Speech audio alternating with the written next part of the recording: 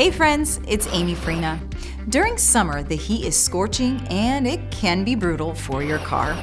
While we love soaking up the sun, that high temp can be pretty tough on our cars, especially if they've been parked in the sun for a while. Today I'd like to talk to you about how you can keep your ride cool and comfortable all summer long.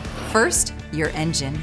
It's essential to check your engine oil, coolant, and brake fluids before hitting the road. Overheating is a big issue in the summer, and keeping your coolant topped off can save you from a breakdown. Plus, don't forget to inspect those hoses and belts. They can get brittle in the heat, which might lead to some serious problems down the line. And we can't skip over your tires. The heat makes the air inside expand, which means the pressure can really increase.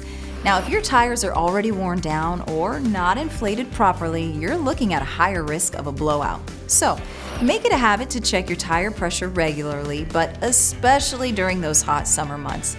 Always check your tires when they're cool. So, there you have it.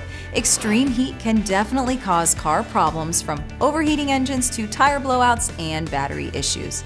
To keep your ride running smoothly, make sure to stay on top of that maintenance, especially during those scorching summer days. Stay cool, everyone, and happy driving.